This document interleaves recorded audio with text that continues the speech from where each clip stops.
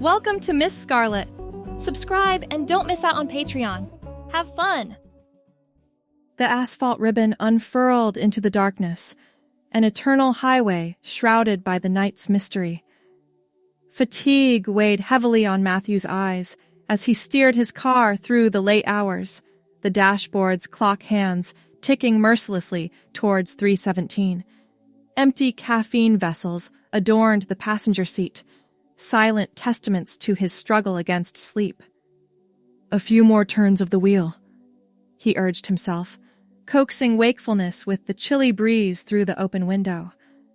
Once invigorating, the idea of driving solo across the country now seemed misjudged.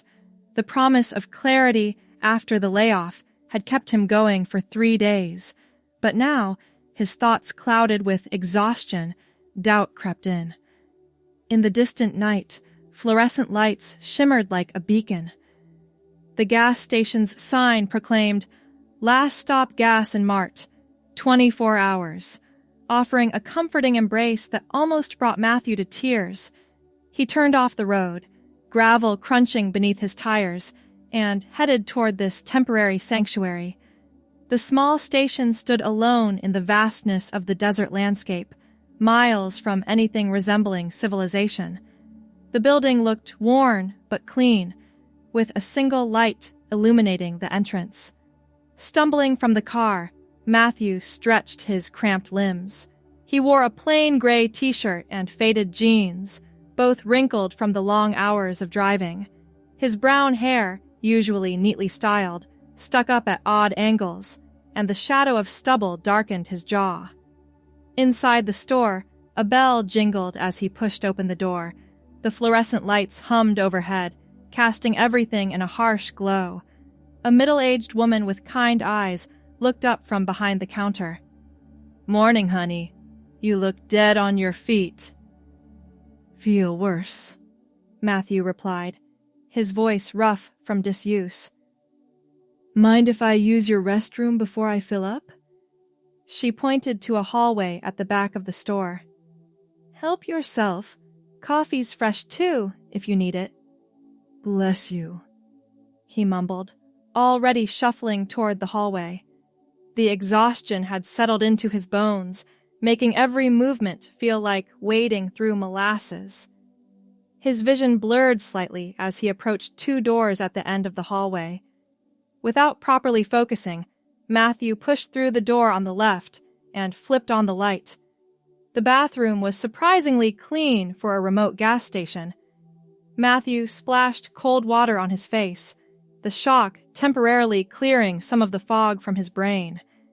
It was only when he looked up, water dripping from his chin, that he noticed something odd about his surroundings. There was a small bouquet of artificial flowers on the counter. The trash can had a pink liner, and there, on the hook behind the door, hung a sign that made his heart skip. "Ladies' room." "Damn it," he muttered, turning to leave.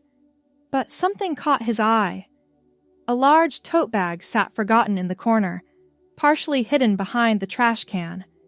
In his exhausted state, curiosity won over caution. The bag was open, revealing a splash of color inside.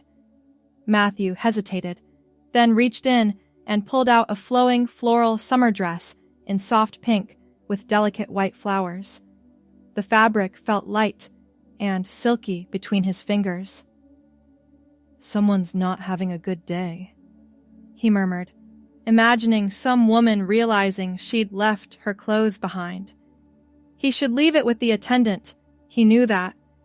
Instead, he reached into the bag again. Beneath the dress lay a makeup bag and, wrapped carefully in tissue paper, a blonde wig with soft, shoulder-length waves.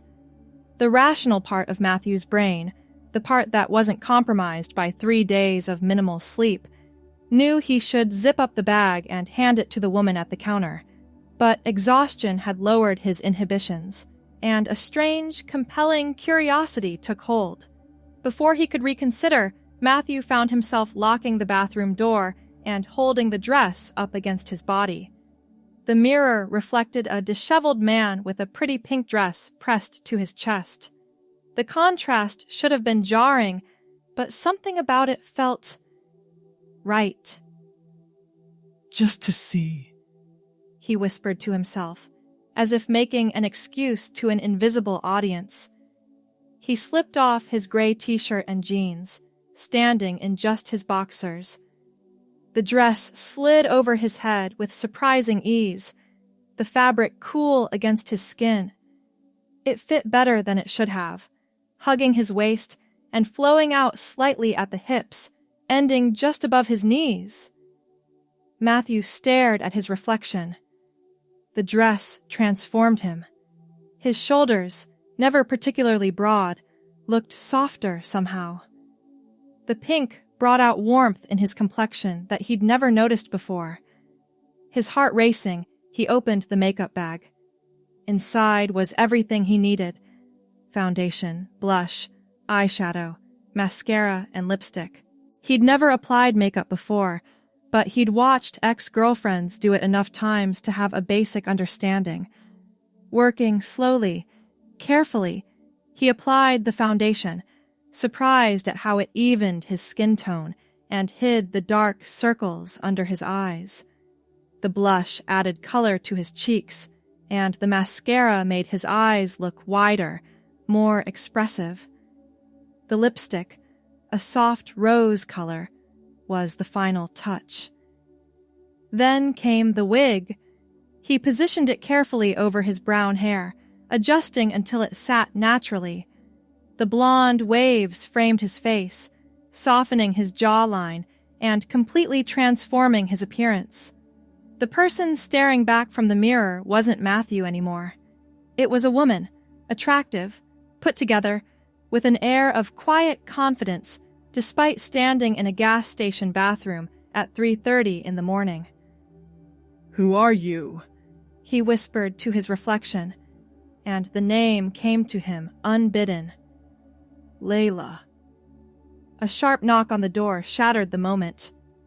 "Everything okay in there, honey?" The attendant's voice was concerned. Panic surged through Matthew.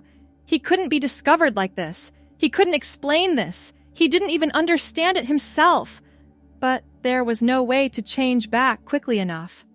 Taking a deep breath, he altered his voice to a higher pitch. "Yes, I'm fine. Just freshening up. Been driving all night." "Take your time. Just checking because you've been in there a while." Matthew, no, Layla now, looked at the male clothes on the floor. The thought of putting them back on suddenly felt wrong, like trying to stuff herself back into a too small container. Making a split-second decision, she packed her old clothes into the tote bag, took one last look in the mirror to ensure everything was in place, and opened the door. The attendant stood there, concern melting into a warm smile when she saw Layla. "Feel better now, dear? Long drives can be brutal." "Much better, thank you," Layla replied, maintaining the softer voice. "I'm sorry for taking so long." "Not at all. Say, I don't mean to pry, but are you just passing through or staying around these parts?" Layla hesitated. The original plan had been to continue to San Diego today, but suddenly that felt like someone else's journey. Matthew's journey. "I'm not sure. I was heading west, but I'm exhausted. Is there a motel nearby?" The woman's face lit up. "There's the Saguaro Inn about 2 miles down the road. Nothing fancy, but clean. I'm Ruby, by the way." "Layla," she replied, the name feeling more natural each time she used it. Ruby nodded approvingly. "Pretty name for a pretty girl. Listen, Layla, I know this might sound strange, but we're actually looking for help here at the station. My other girl quit last week, headed to the big city. It's just part-time, but includes a room in the back if you need it. Pays decent for these parts." Layla blinked, surprised by the offer. "You'd hire someone you just met?" Ruby shrugged. "Got good instincts about people. Been right most my life. You've got honest eyes. Plus, it's not like we get many applications out here in the middle of nowhere. The offer was tempting. A job, a place to stay, a chance to be Layla for more than just this strange, magical morning. I'd need to think about it, Layla said carefully. Maybe we could talk after I've had some sleep? Ruby smiled. Sure thing, honey. Go get some rest at the saguaro. Come back tomorrow if you're interested. No pressure. Layla nodded, suddenly aware of how perfectly the blonde wig's waves bounced with the movement. Thank you, Ruby. I will. Outside, the world was beginning to lighten with the first hints of dawn. Layla slid into her car, the dress arranging itself neatly around her legs. The tote bag with Matthew's clothes sat on the passenger seat like an artifact from another life. The Saguaro Inn was exactly as Ruby had described. Nothing fancy, but clean. The elderly man at the front desk barely looked up as he handed over a key in exchange for cash, calling her Miss without a second glance. In the privacy of the motel room, Layla collapsed onto the bed, the events of the morning washing over her. She should change back, she thought. She should put Matthew's clothes back on, return the dress and wig to Ruby, and continue on to San Diego as planned. Instead, she fell asleep still dressed as Layla.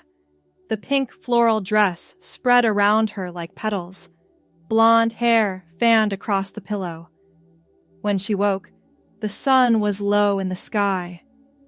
For a moment, she was disoriented, unsure where she was or even who she was.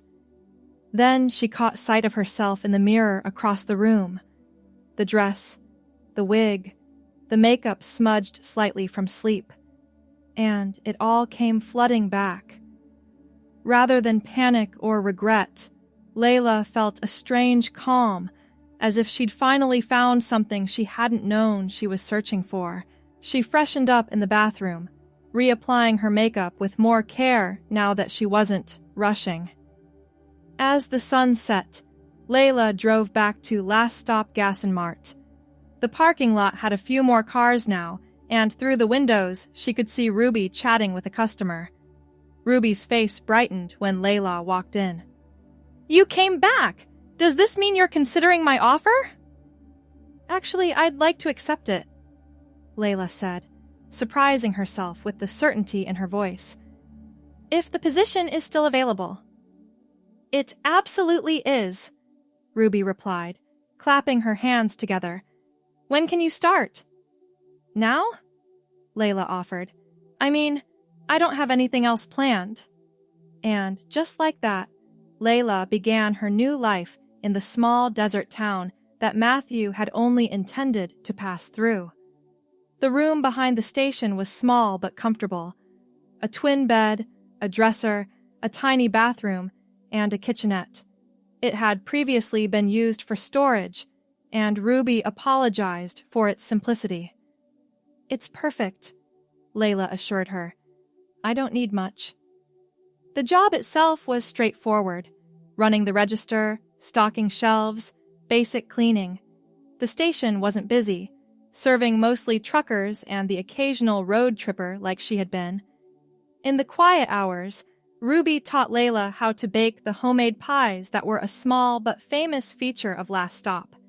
These pies keep us in business, Ruby explained, showing Layla how to crimp the edges of a perfect crust. Truckers plan their routes to stop here. Been my grandmother's recipe, then my mother's, then mine. Now, it'll be yours, too. Days turned into weeks.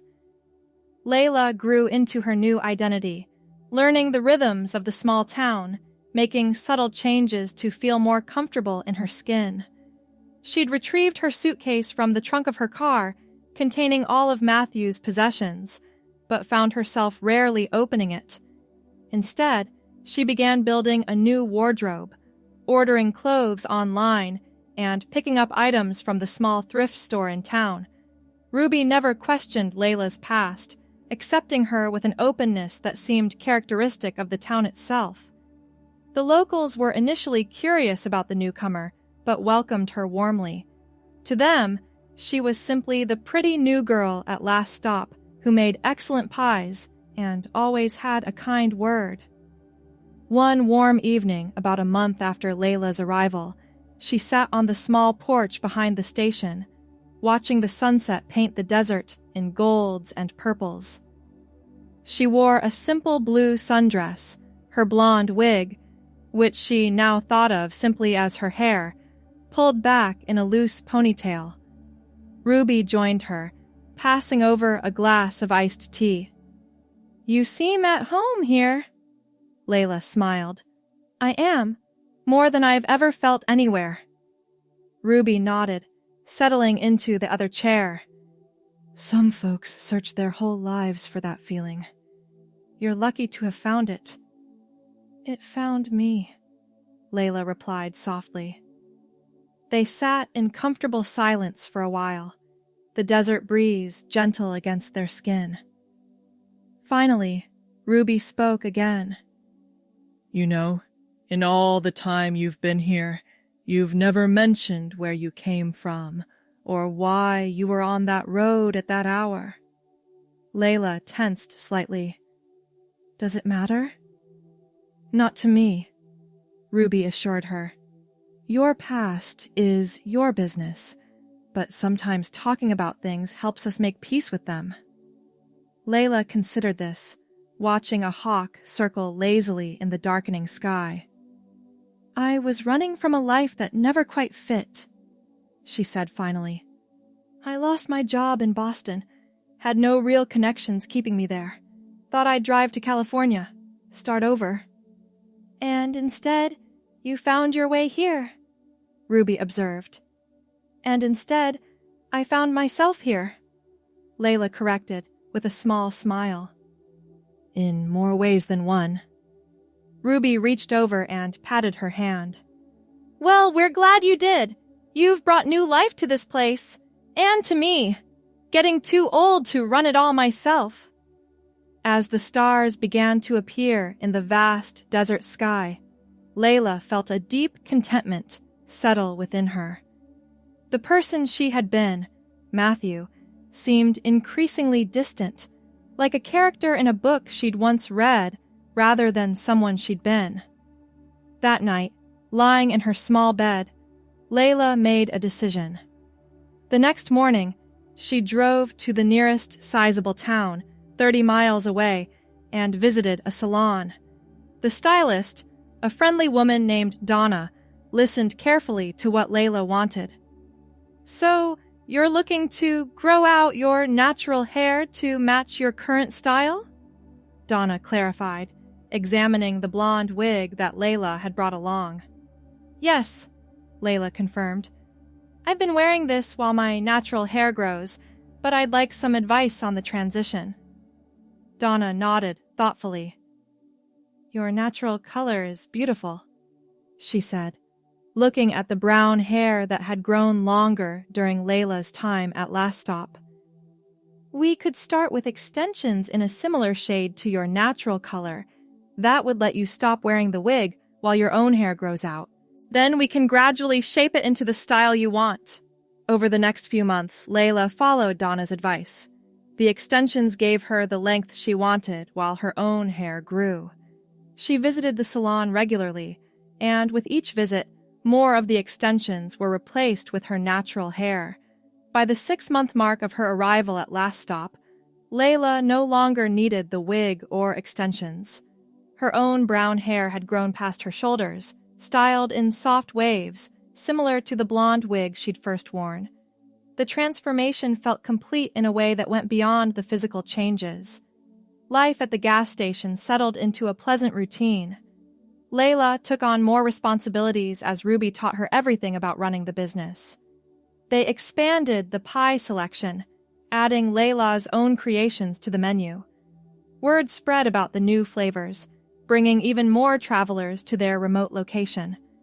One evening, as they were closing up, Ruby brought out a folder of papers. I want to show you something, Layla. Inside were legal documents, the deed to Last Stop Gas and Mart, tax forms, business licenses. I'm getting older, Ruby said plainly. Been thinking about retirement. My kids are all settled in other states, not interested in running this place. Layla looked up, beginning to understand. Ruby, I'd like you to take over, Ruby continued. Not right away. We'd do it gradual. Make you partner first. Teach you everything about the business side. Then, when I'm ready to step back completely, the place would be yours. Emotion welled up in Layla's throat. I don't know what to say. It's too generous. Ruby waved away her protests. It's practical. You've got the touch for this place. Customers love you, and I need to know Last Stop will be in good hands. We can work out fair terms. That night, Layla wrote a letter. She addressed it to her parents back east, people she hadn't contacted since leaving Boston. In the letter, she explained everything: who she had become, where she was living, the happiness she had found. She didn't mail it right away, keeping it in her dresser drawer while she considered whether sending it was the right choice. As her first year at Last Stop approached, Layla had fully integrated into the small community. She joined the town council, offering fresh ideas for attracting tourism. She began teaching baking classes at the community kitchen on weekends. Her life was full, meaningful, and authentically hers. The anniversary of her arrival called for celebration. Ruby closed the station early, and they held a small party on the back porch, inviting the regular customers and townspeople who had become friends. Someone brought a guitar, and music filled the desert night. Layla wore a new dress for the occasion, a deep green that complemented her brown hair, which now fell in natural waves past her shoulders. As the party wound down, Ruby presented Layla with a gift, a small wooden sign that read, Layla's Place, with a beautifully painted pie beneath the text. For when you're ready, Ruby said with a wink. Later, after everyone had gone and the desert had fallen into its nighttime hush, Layla sat alone on the porch steps. She held the letter she'd written to her parents, still unsealed. A truck pulled into the station despite the closed sign. Layla stood, ready to explain they weren't open, when the driver stepped out. He was tall, with kind eyes and a tentative smile. Sorry to bother you, he called. I know you're closed, but my truck's overheating. Any chance I could get some water for the radiator? Of course, Layla replied, setting the letter aside. I'll help you. As she filled a container with water, the man introduced himself as Daniel. He was a freelance photographer, traveling the country capturing landscapes for a book project. What brings you to this little nowhere spot? Layla asked as they walked back to his truck. Daniel grinned. The pies, actually. Every trucker between here and Albuquerque told me I had to stop at Last Stop for the best pies in the Southwest. Layla laughed. Well, we're closed now, but if you're willing to wait until morning... I might just do that, Daniel said, his eyes lingering on her face. The recommendation was very enthusiastic. The next morning, Layla opened the station to find Daniel's truck still in the parking lot. He'd slept in the cab, he explained, not wanting to drive the overheated vehicle at night. Layla served him coffee and a slice of her signature mixed berry pie. They talked easily, connection forming naturally between them. Daniel showed her his photography portfolio on his laptop, stunning images of America's wild places, many from areas just beyond the town. You've captured something special, Layla said, genuinely impressed. The spirit of these places. Daniel thanked her, then hesitated before adding, I'd love to photograph you sometime. In this landscape, there's something about your presence here that feels right, like you're part of the desert's story. The comment touched something deep in Layla. "I think I am," she replied softly. Daniel ended up staying in town for several days, his truck requiring parts that needed to be ordered. During that time, he and Layla grew closer. She showed him her favorite spots in the desert, ancient petroglyphs hidden in a canyon, a natural spring that created an oasis of green in the red landscape, the perfect hill for watching sunset transform the desert into a sea of gold. He photographed her in these places, capturing not just her physical beauty, but the peace and confidence she'd found in her new life. In one particularly striking image, Layla stood at the edge of the canyon, her brown hair and green dress catching the late afternoon light, her expression one of serene certainty. When Daniel's truck was finally repaired, he found himself reluctant to leave. "I've never met anyone quite like you, Layla," he admitted over dinner at the small local diner. "There's a depth to you, a story I'm still trying to understand." Layla smiled. "We all have stories. Some are just more complicated than others." "Would you share yours with me someday?" he asked quietly. She considered him thoughtfully. "Maybe, if you stick around long enough to earn it." Daniel grinned. "That sounds like a challenge I'm willing to accept." He left the next morning, but promised to return on his way back, through in a month. Layla believed him.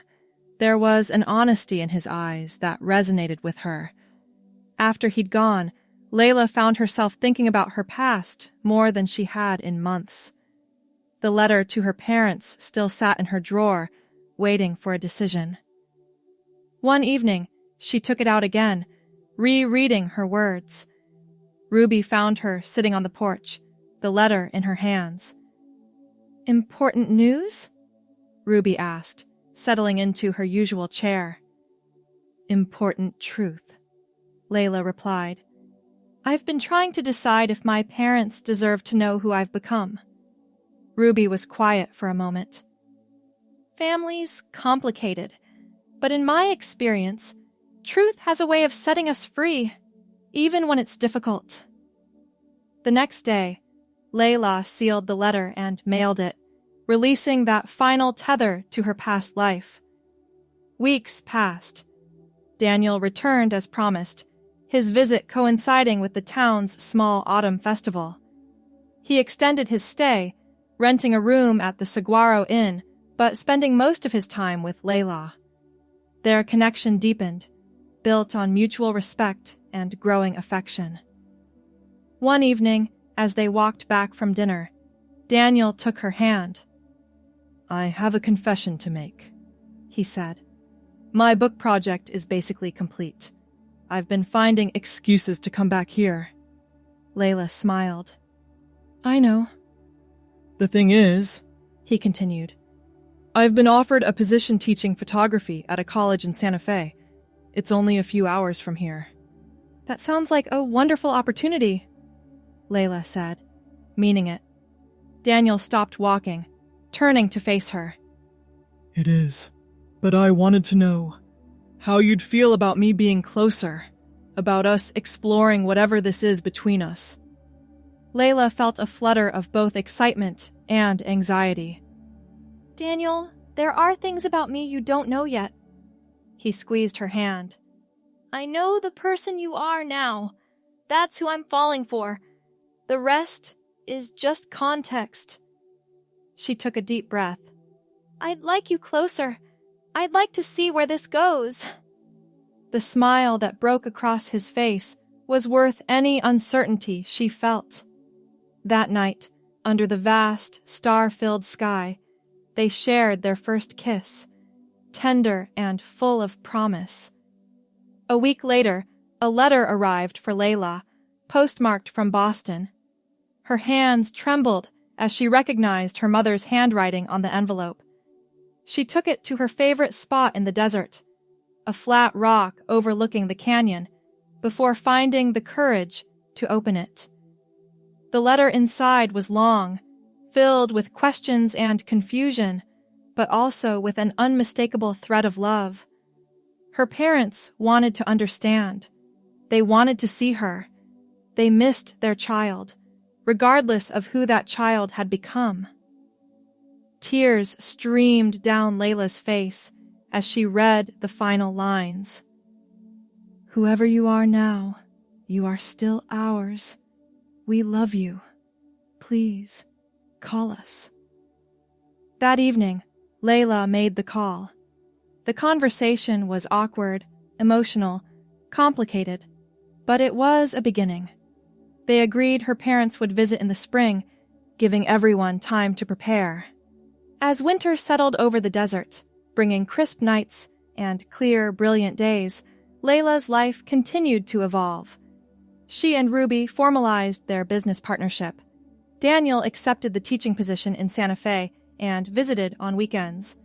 Layla began taking online business classes to better manage Last Stop as Ruby gradually stepped back. The holidays approached, bringing a special warmth to the small community. Last Stop was decorated with twinkling lights and desert-themed ornaments.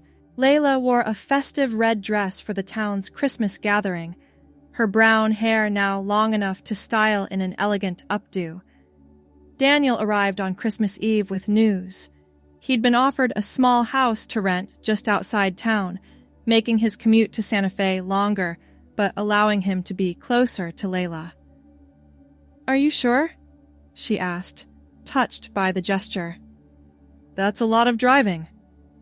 "Worth every mile," he assured her. "Besides, the scenery makes for excellent photography." As they sat together that night on the back porch of Last Stop, watching stars appear in the winter sky, Layla realized how far she had come from that exhausted driver who had stumbled into the wrong bathroom a year and a half ago. "I need to tell you something," she said softly, "about who I was before I came here." Daniel turned to her, his expression open. "I'm listening." And so Layla told him everything. About Matthew, about the gas station bathroom, about the dress and wig that had somehow revealed, rather than concealed, her true self. She spoke honestly about her journey, both the physical transformation and the deeper, more important discovery of her authentic identity. When she finished, the night was silent around them. Layla waited, heart pounding, for Daniel's response. He took her hands in his. "Thank you for trusting me with your story," he said simply. "It doesn't change how I feel about you. If anything, knowing what courage it took for you to become who you truly are makes me admire you even more." Relief and joy washed through her. "Really?" "Really," he confirmed, pulling her gently into his arms. "You're extraordinary, Layla. Your past is just part of what made you the woman I'm falling in love with." As the new year began, Layla's life was fuller than she could have imagined when she first drove up to Last Stop. She had a home, a business, a community that accepted her, a relationship built on honesty and respect, and the beginning of reconciliation with her family. The pink floral dress that had started it all hung preserved in a special place in her closet. Not a costume, but a catalyst for the life she was meant to live. Sometimes, on quiet evenings, Layla would look at it and marvel at how a simple wrong turn had led her exactly where she needed to be. Spring brought the desert to life with wildflowers and the visit from Layla's parents. The reunion was emotional, filled with tears and difficult conversations, but also with growing understanding. Her mother embraced her fully. Her father was more reserved, but clearly making an effort. They stayed for a week, getting to know the woman their child had become and the life she had built.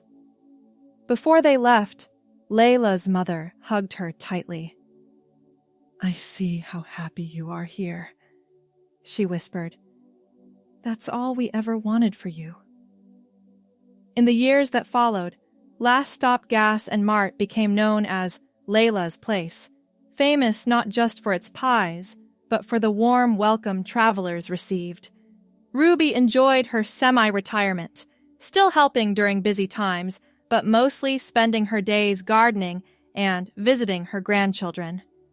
Daniel's photography gained national recognition, with his images of the desert, many featuring Layla in her element, appearing in magazines and galleries. They built a life together in the small desert community, their relationship a partnership of equals. Layla never returned to being Matthew, never longed for the life she'd left behind.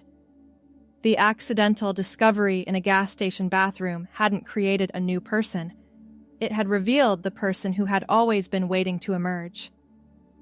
On the 5th anniversary of her arrival at Last Stop, Layla stood behind the counter of her thriving business, wearing a blue dress that complemented her brown hair, which now fell in natural waves down her back. The bell jingled as the door opened, and she looked up with a welcoming smile, ready to greet another traveler passing through, someone who, like her, might be on a journey to find themselves in the most unexpected of places. Thanks for watching, my girlies!